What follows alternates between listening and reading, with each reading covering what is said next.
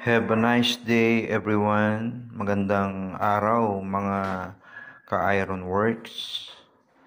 Ngayong araw na ito po ay atin naman pong ibabahagi. Ito pong mga basic tools for welding works. Ano po ba yung mga simpleng mga gamit na affordable po para po tayo ay makagawa o makapag-welding. Halimbawa, meron po tayong project na gagawin. Halimbawa, gagawa po tayo ng steel or console table. Ipapakita po natin mamaya yung framing. Ay ano po ang mga basic na gamit. So ito po makikita po dito sa ating ginawang list ay ito po ang mga gamit. Mauna po dito yung welding machine, welding rod, extension wire, welding gloves, so po yung PPE natin. Kailangan din meron po tayong pliers, screwdriver, Phillips screw, flat screw, metro, angle grinder, hand drill, hammer, steel saw, yung lagari pong bakal, cutting disc, grinding disc, buffing disc, mga safety shoes po, may gunting, steel rod, welding mask, ball pen, pencil kung tayo po ay may susukat, o chalkstone, Meron din po tayong tinatawag na first aid kit dahil kailangan po ay lagi tayong safety. So ito po yung ating mga listahan, mga ka-Iron Works. So ngayon ipapakita po natin ito pong mga hardwares nito pong mga nasa listahan, mga ka-Iron Works. So una, ito na po ito na po. So kinakailangan meron po tayong metro na kailangan, ito po yung basic. Pag po tayo magsusukat, meron pong meron po tayong metro na gagamitin. Kung ilang pong centimeter, inches, millimeter, nandito po yung conversion. So kinakailangan marunong din po tayo sa conversion. Ito po ganito, inches. Gaya po nito, 16 feet pong haba nito. Yung nasa ibaba po ay centimeter. Yung sa taas naman po ay inches. Kailangan marunong din po tayo sa conversion. Pero ibabahagi po natin ito sa ating separate na segment o topic. Siyempre, pag meron po tayong welding machine, ayan, kailangan alam po natin yung function. Meron po tayong separate na segment kung ano po yung basic function ng isang inverter welding machine. Like this one. We bought this new inverter welding machine, 350 amperes. So, ito po yung pihitan niya. Ayan. Inverter po ito. Kahit po isaksak mo ito sa outlet, ito po ay maaari at ito po ay matipid. Katulad to rin po ng ibang mga appliances like inverter welding machine o washing machine, aircon, matipid po siya pagka inverter. So, yun na po ang ina-advise. Lalo po pag magbabayad po kayo ng Meralco, kailangan po puro inverter na po ang gamit. Kaya lang, medyo may kamahalan kumpara po sa mga ordinary tools.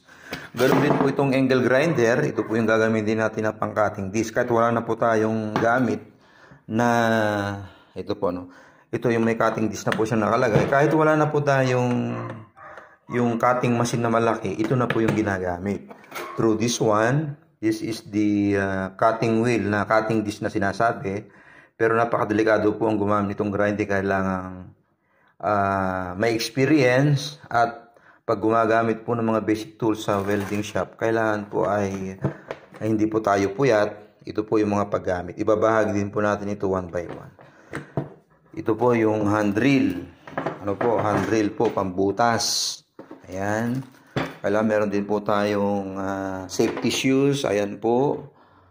Meron po tayong martilyo. Ayan. Meron po tayong mga basic tools. Flat screw, Phillips screw, pangkalag po kung may mga nasisira, i-repair. May lagaring bakal.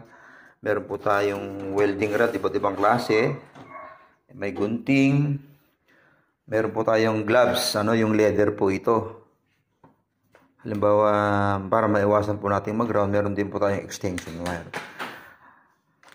Ayan. At higit sa lahat, meron po tayong medicine chest o yung first aid kit. Halimbawa, may masugat po, meron po tayong gagamitin. So, ito po yung mga basic tools mga ka-ironworks. These are the basic tools so that you can start to have welding works job. Ayan, these are the basic tools. If you are going to sum it up, the costing of this, like this one, if you will buy a brand new like this one, it costs 3,500 to 4,000 pesos, Philippine pesos. This one is only 1,500, 1,700, and this one, all of this, it will cost around 15,000 pesos. All of this, you can see, all of this one. Welding rod, steel saw, hammer, mga basic tools. Ito po, mga rivets, rebeater, ayan, gloves, meter, ayan, extension wire, THN, ground rod, steel rod. Those are the basic tools to begin an ironworks job. So in other segment, we will feature, we will share how to use the basic using of an inverter welding machine in the next episode. So thank you for sharing. Please hit the button, subscribe, and watch our channel at Construction 888 or Albatross Construction Services.